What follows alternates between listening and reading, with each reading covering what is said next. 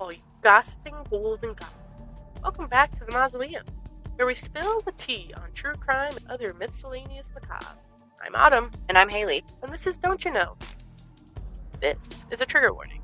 This is an unedited true crime podcast, and we are explicit. Many episodes contain mentions of child abuse, murder, sexual abuse, domestic violence, severe neglect, animal abuse, necrophilia, bestiality, incest, suicides, and other sensitive topics. If you're squeamish, why the fuck are you here? Now, without further ado, this is the episode of Takoda Collins was born to Robin Collins and Al Muhatan McLean on December 18, 2008. I'm not sure how involved McLean was early in the pregnancy, but at some point, McLean and Collins ended their relationship, leaving Takoda with his mother, Robin.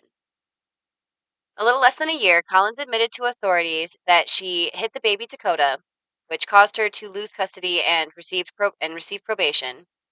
So Takoda would go through foster care and end up getting in a home Takoda would end up going through Takoda would go through a few foster homes before settling with Robin's friend Anita and Anita's fiance.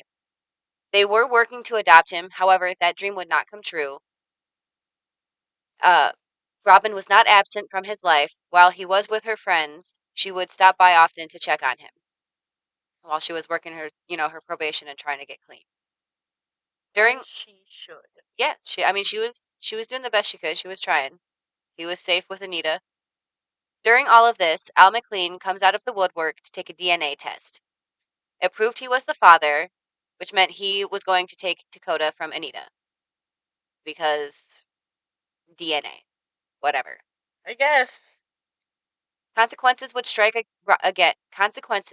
again as Robin would lose her probation due to drug use and be sent back to prison.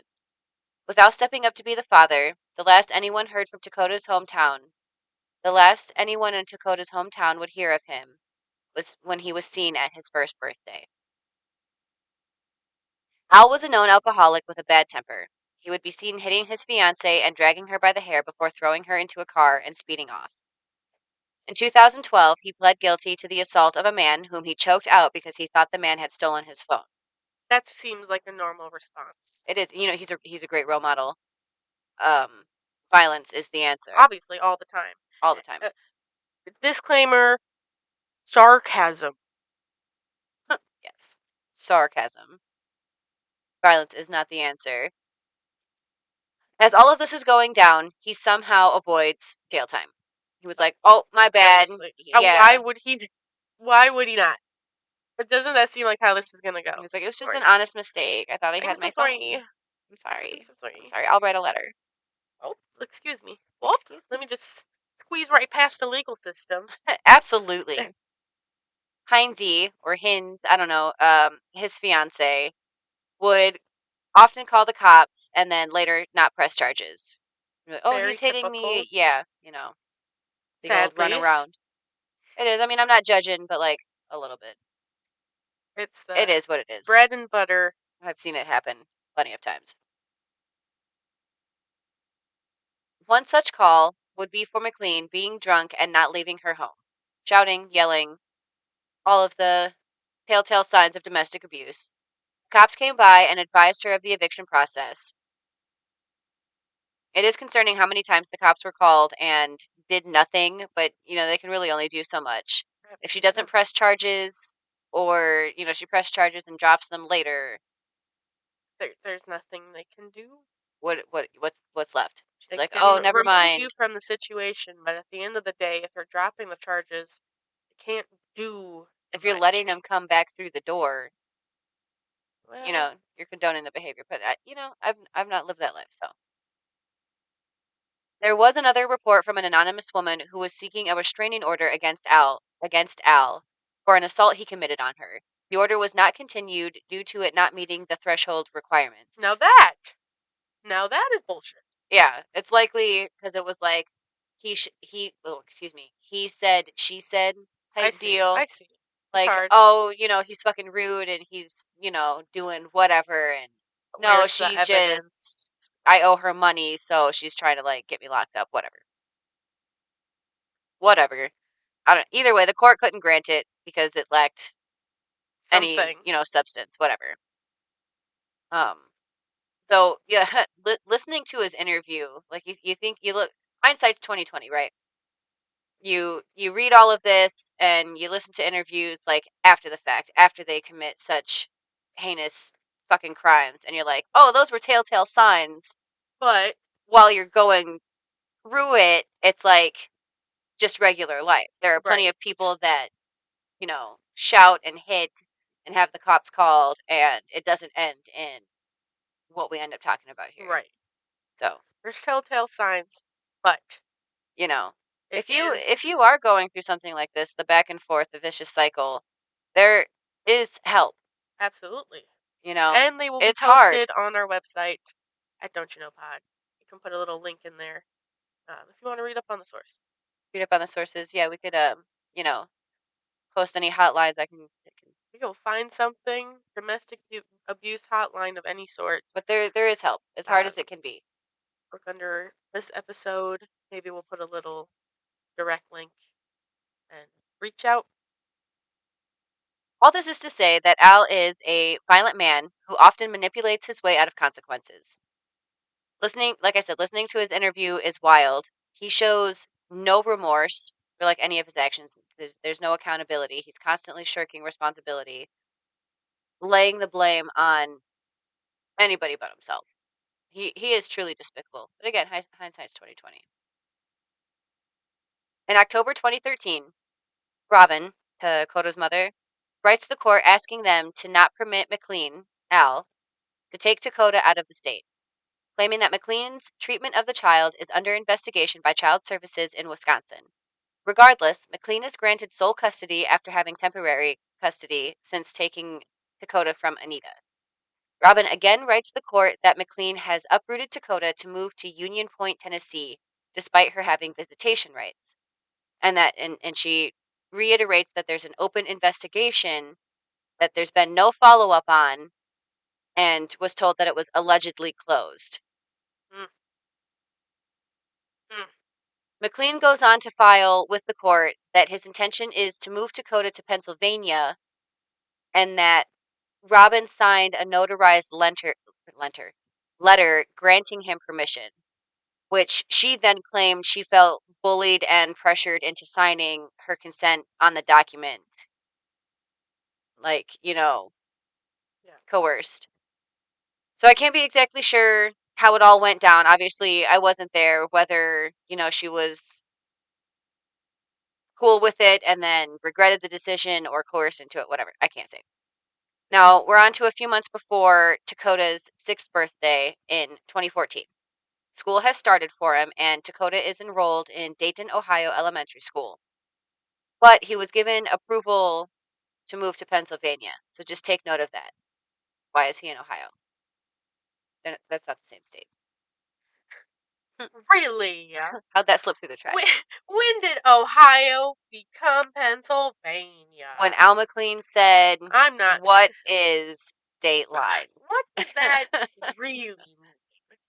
I mean, could it mean that? Yeah, I mean, could they get by with in the legal system saying, "Oh yeah, we did move to Pennsylvania, but the move was only like a month, and then we moved to Ohio after that"? Or is it the type of thing that needs to be kept up on, or you have to report back to somebody, or who is not doing the job? Is it some service not, looking at him, or is it he did it, but it didn't have to be a very long move? I can't confidently speak on whether he had to petition the court every time that he was going to move. I am going to assume that if he petitioned the court to move to Pennsylvania, that he would have had some sort of legal consequences if he didn't. Fulfill that. Yeah, Yeah. because Okay. he's like petitioning a legal system saying that he's going to go to one place and then doesn't go to the other. How long the statute of how he, the duration of how long he's got to be wherever he said he's going to move to, I couldn't say. Right. Okay. I didn't dive that deep. Just a question to ponder. Maybe we can get a comment Yeah. about it. If anybody knows, how strict the guidelines are when you have to petition. I mean, he did have sole custody, so She had visitation rights. So again, I mean, I'm not an expert on all of that. I'm not going to confidently Somebody, speak. lawyer. Lawyer up. I do know that when speaking to lawyers, they'll often say that though parenting is your right, it's not often your responsibility. So like, I don't know, shit can get muddied in the waters. Yeah. But if you make kids, just take care of them best you can. That's all I ask. Honestly, little precious little babies. Right. So yeah, and he did tell everyone that Pennsylvania was the goal, but that his fiance Amanda, like at the last second, had found a house on Kensington Avenue. Had found a house on Kensington. I can't even say this word. Kensington? Kensington Avenue in Dayton.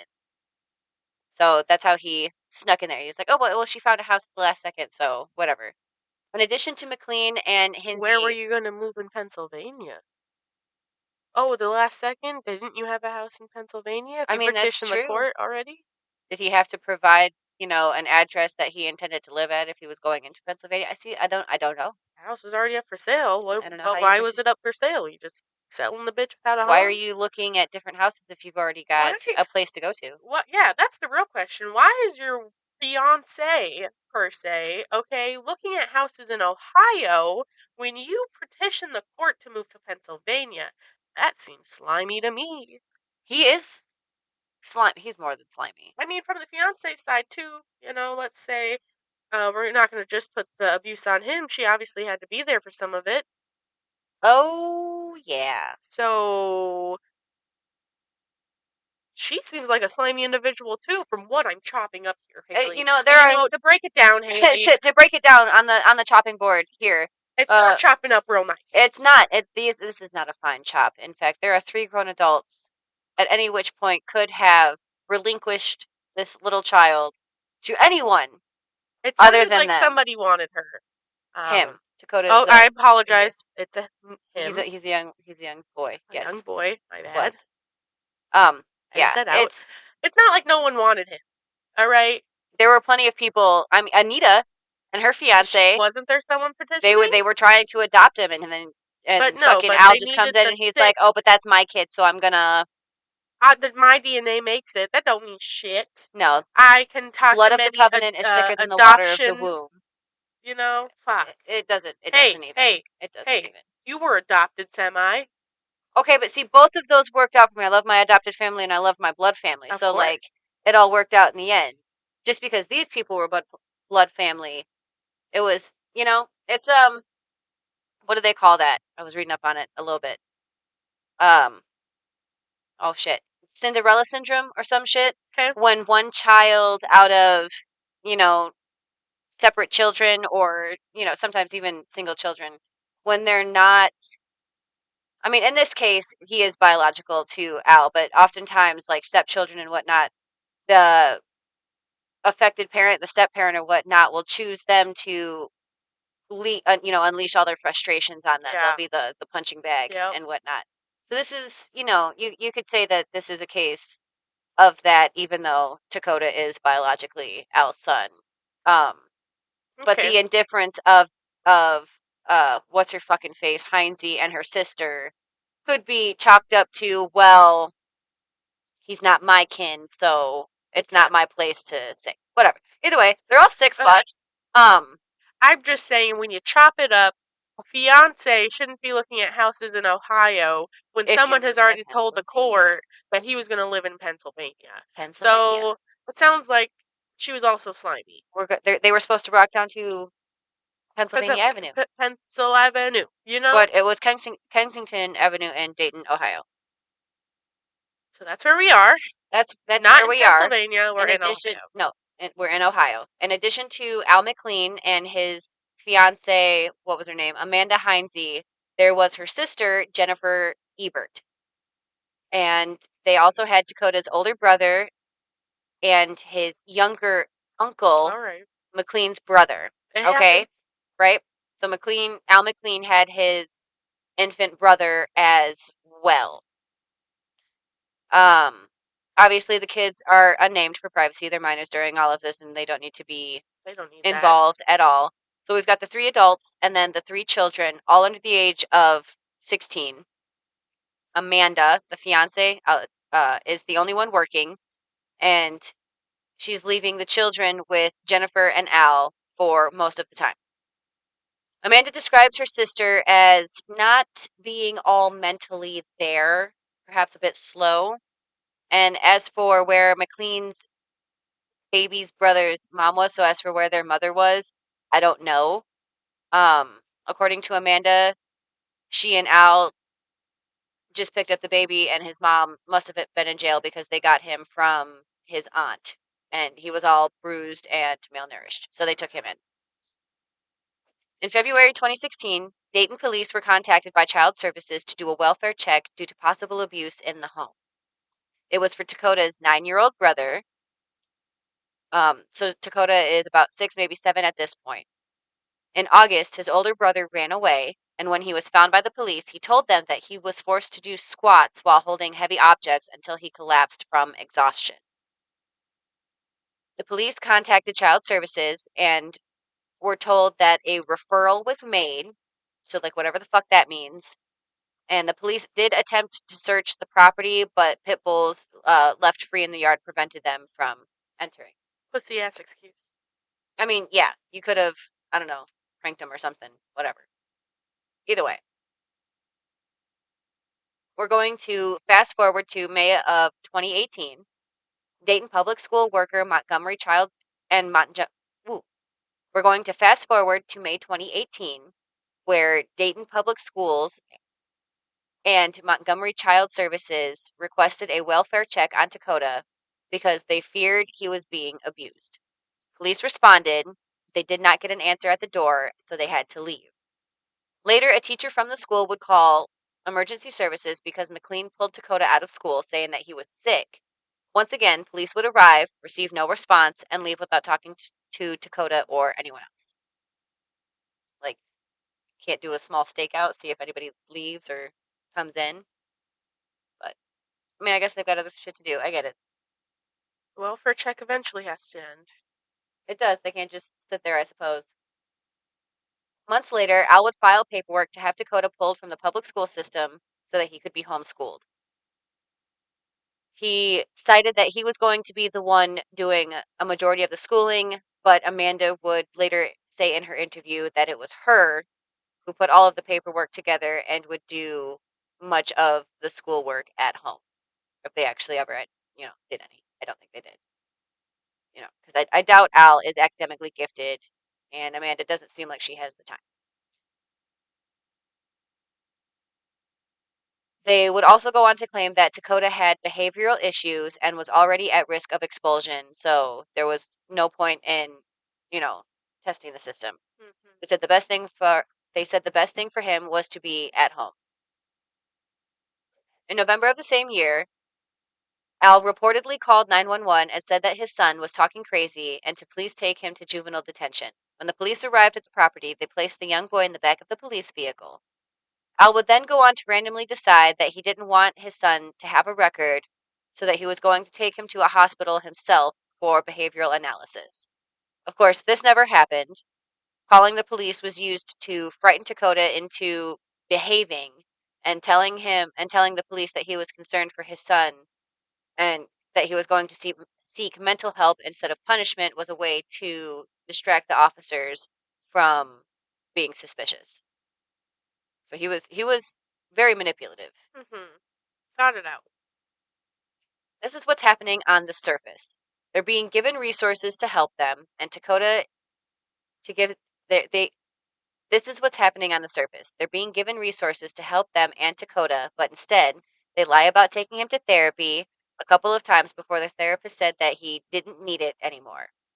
Behind closed doors, Takoda is being starved, beaten, made to sit hunched over his crossed legs for hours, and beaten if he doesn't, or if he moves.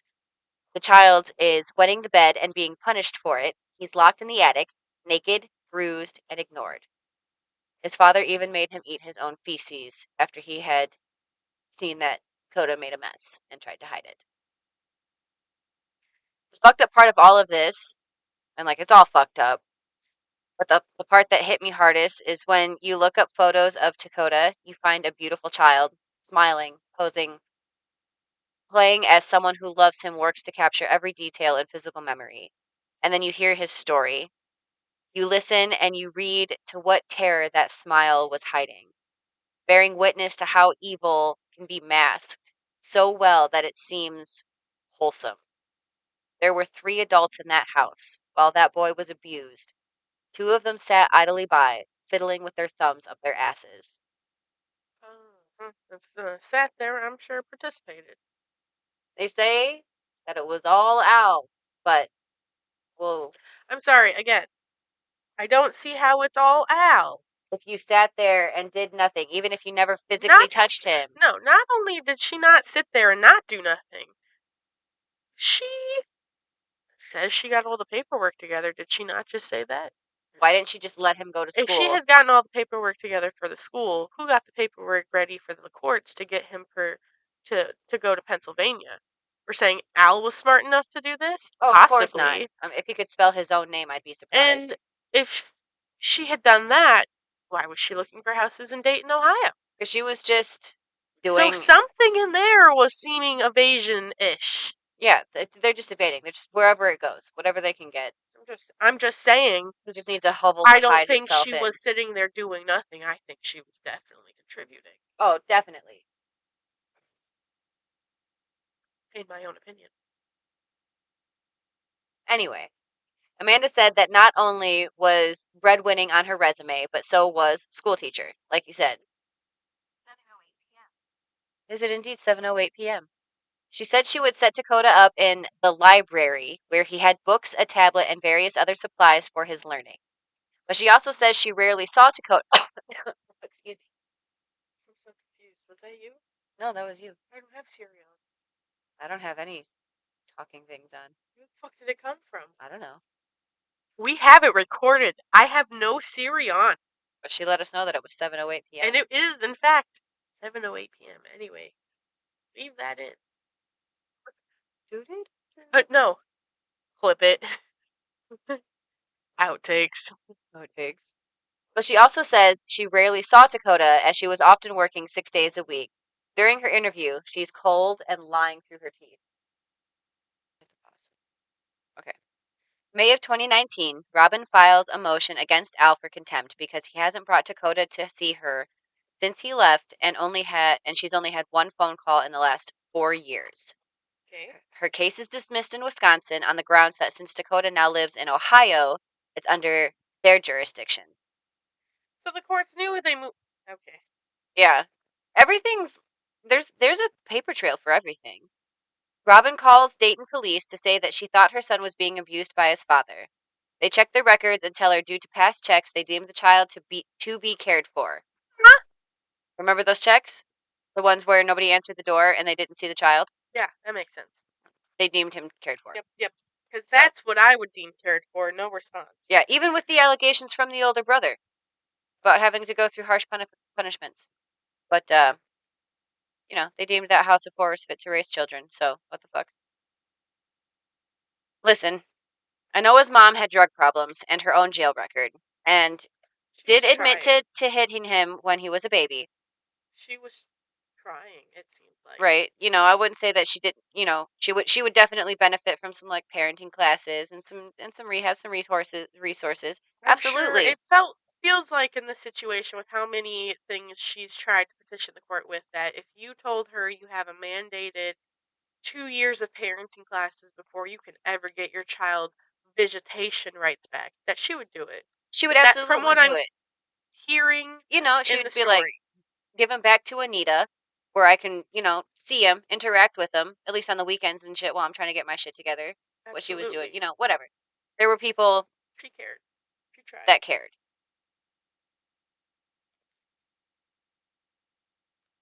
Eight long months of torture later, Takoda is rushed to the hospital where he succumbs to his injuries. McLean is arrested, and Montgomery County Services says there was no investigation open for Takoda, but Robin was told that there were investigations and that everything was deemed hunky-dory. So trying to get a clear understanding of what was reported and what was investigated, and all of that would be proven tricky later on. Right now, we're seeing a little fudging of the truth, or at the very best, at least, miscommunication. Of course, Jennifer and Amanda the fiance, Jennifer, her sister, were brought in for questioning. The obvious signs of abuse on Takoda's little body would not be ignored. Jennifer was the only one to actually have a damn heart, and I still don't forgive her because, like, you could have said anything at some point and any of the time, but you waited until Sorry, did you say that she lived with them? yes, Okay. I just wanted to make sure I was. yes, she was absolutely aware of what was going on. Yeah. It wasn't like an aunt visiting. She was She in the was house. in the war zone. It wasn't even a war zone because at least there's whatever. But she might have been slow, but she wasn't mentally incapable. If she could wipe her own ass, she could make a phone call.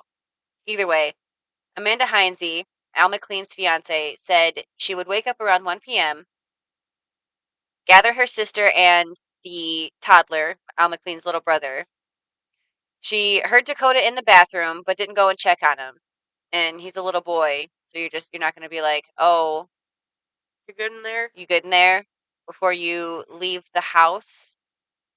She then goes to say that she left in her pajamas, stank breath, full bladder to run errands. Like, you don't piss before you leave the house. I sure as hell don't. Right. She woke up at 1 p.m. You wake up and you don't have to pee like Austin Powers. Like, give me a break. Whatever. Bladder steel. She did have a bladder of steel. She was gross. When she returned, she saw the house surrounded by cops, but no one would tell her what was going on. Oh, good golly. What is I'm happening surprised. here? What? Eventually, McLean would come out and he told her that he had found Takoda unresponsive in the tub. So, a house full of adults, child drowns. Okay. When she was asked why Takoda was bruised from head to toe and about the cuts on his feet and all over his body, she would say that she didn't know. She said that she hardly saw him because she left early in the morning for work before everybody woke up and would come home after everybody was put to bed. But you were home at 1 p.m. She was home at 1 p.m. Also, she was homeschooling. Okay. There's documents saying that you were homeschooling Takoda. But waking up at 1 p.m. with a bladder of steel and out the door. All right. To run errands. Yeah. And you heard him in the bathtub, but didn't check on him. Okay. Alrighty. They asked her where Takoda slept. And she told them that he slept in the room across from theirs. So, of course, they go in to investigate, and they only find toddler clothes for the young brother. They found nothing that would fit a 10-year-old boy. They could tell that this room wasn't meant for Takoda, that he did not sleep there. Well, it obviously was under investigation. They also noticed that there was a padlock on the attic door, and when they inquired about that, she said that it was used for their dogs. I often padlock. Instead of getting a kennel, I also padlock my dogs. I couldn't even get through the fucking sentence. I often padlock dogs in the attic. It seems like a reasonable thing to do. Yes. I don't see any way that could go wrong. No, don't get a fenced yard and leashes. No. Yeah. And if the dog just lock them in the attic. It's definitely not going to creep through the ceiling into your bedroom, but like. Oh no, not at all. It'll be quiet. It seems like the reasonable thing. It is. Honestly, I think everyone. They're reasonable people. A padlock on their attic door. Yes, if you have an attic, padlock it. Padlock it. Don't forget to lock your attics. God. Cha-ching. Amazon, here's our padlock. So they noticed that the attic was padlocked. She said it was used for their dogs. But upon further investigation, they found the floor covered in urine and feces. So, like, why do you think you're going to treat your dogs like that? Just let them I play. also let my animals just urinate everywhere. Yeah, it doesn't bother me. Like, it doesn't bother me. It doesn't waft down and make me sick. The ammonia is not a problem at all.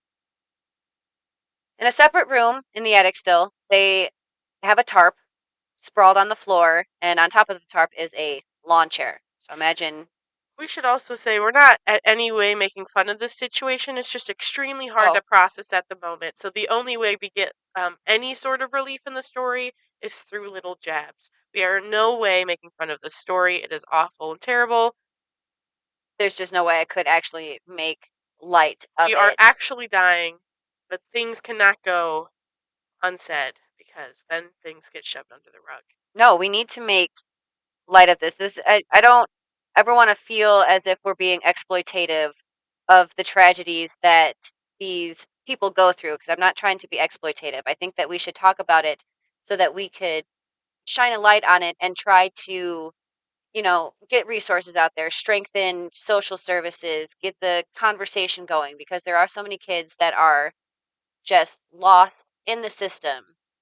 So that to go to say our sarcasm during this episode and throughout the episode is not to make fun. It is to point light at the very obvious details that were very clearly overlooked by many parties in our legal system. So do not take our sarcasm as making light of the situation. It is not what we are doing. Just need to throw that little disclaimer in there after our little sarcasm wrath session we just had. It is not, again, to make fun of this story at all. It's to point light at what should have been very obvious. The school Continue. said yes, this. Okay. So we're still in the attic.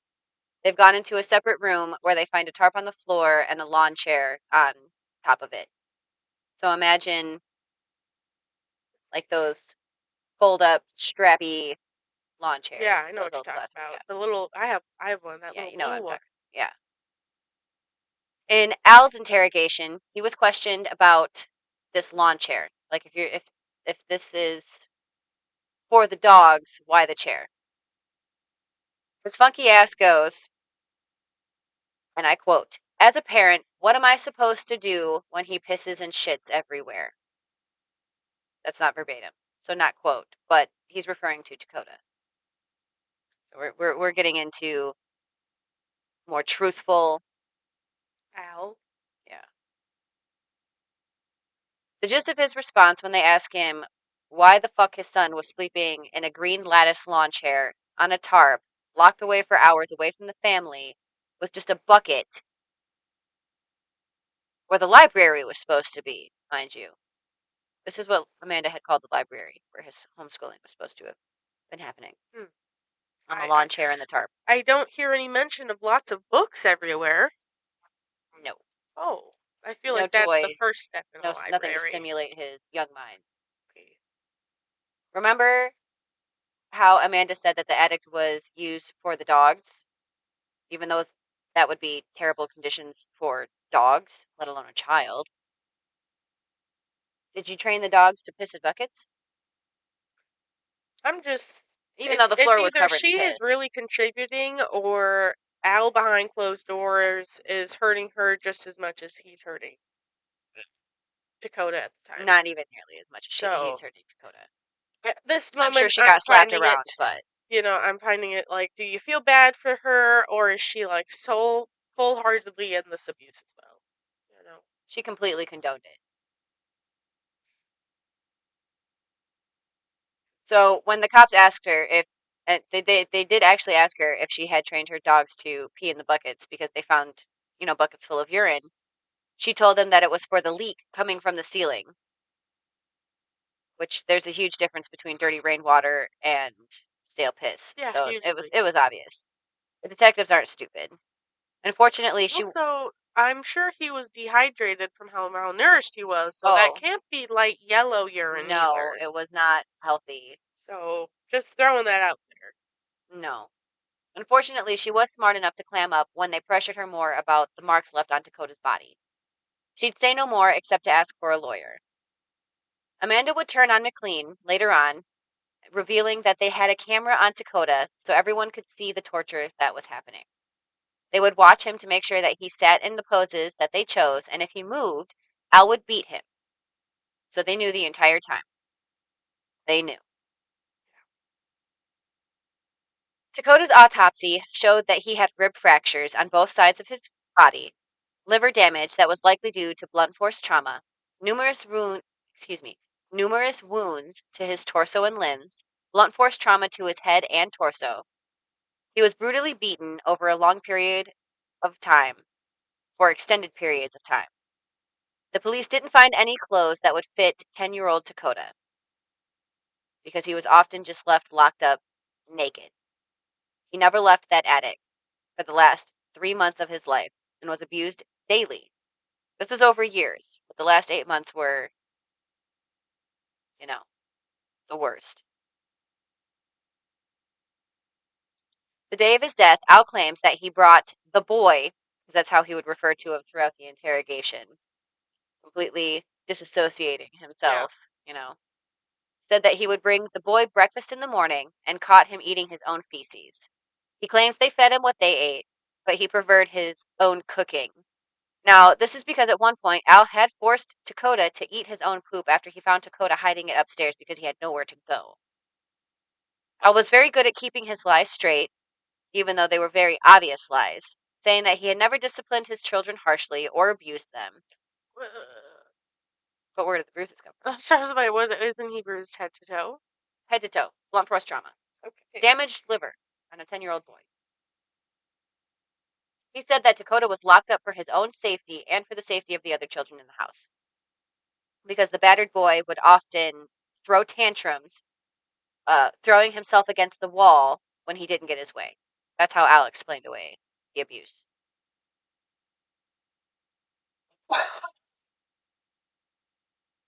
Al claims that all the trauma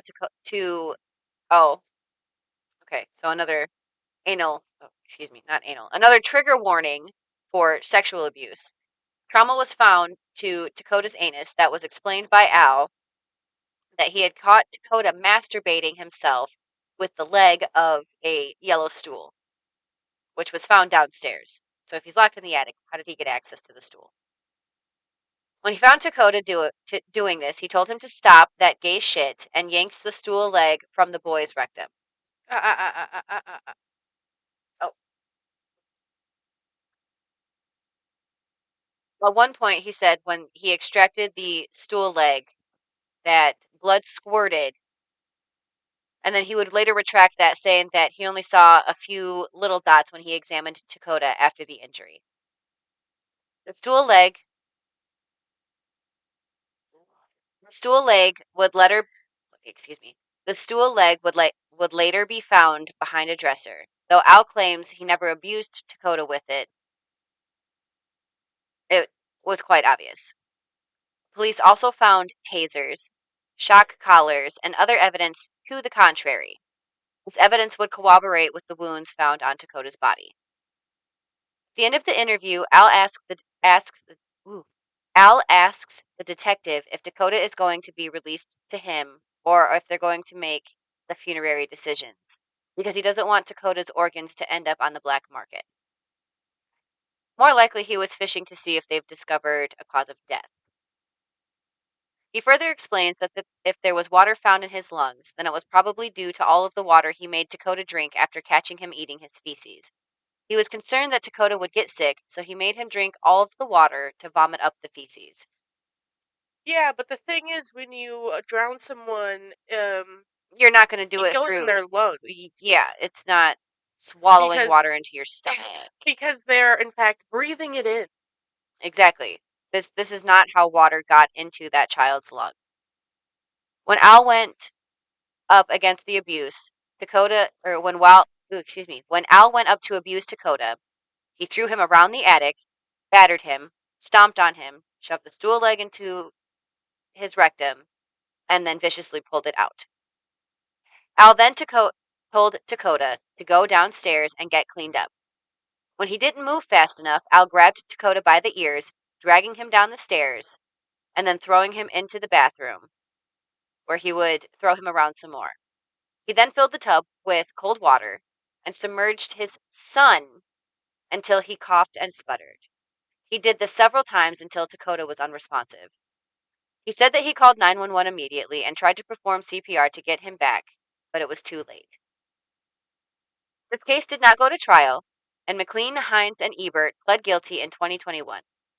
McLean was indicted on 7 felonies, including rape, and was sentenced to a minimum of 51 years to life in prison. Both Amanda and Jennifer pled guilty to involuntary manslaughter. Heinze is receiving a minimum of 22 years, and Ebert is serving 8. Which is kind of fucked up, because they both would tell Al when Takoda didn't listen to them, so that Al would go off and abuse the child.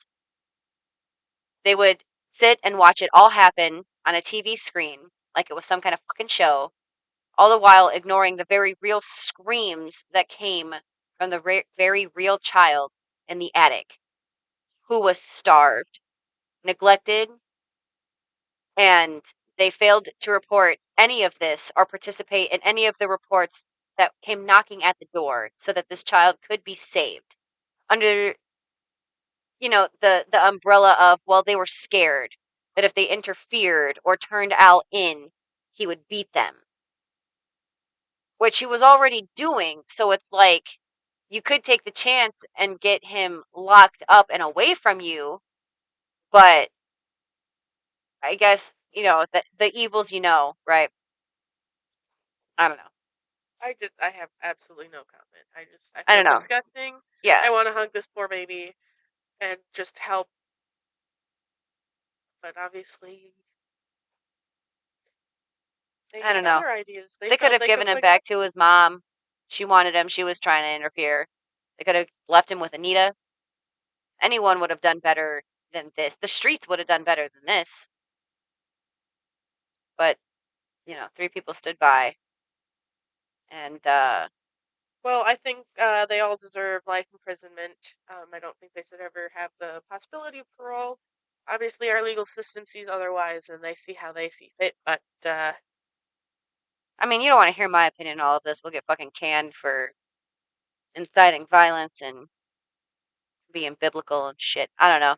I don't know. just to reiterate, during this whole episode, anytime you made lighthearted comments, it was again no. These are just our thoughts and opinions Yeah. as we tailed these disgusting tales. Yeah. So that's all we got. Yeah. Anyone got a shot of whiskey? I think I'm done here. Enjoy. What? And that, my pretties, is all we have for you today. If you liked that episode, don't forget to like, share, and subscribe. Word of mouth is the best advertising, and we truly appreciate the solid. If you'd like to view our resources or leave us any comments on our research and write-ups, visit don'tyouknowpod.com and visit our socials. From Facebook to Mastodon, everything is at Don't You Know Pod. Links in the show notes. Thanks for joining us, and don't forget to lock your doors.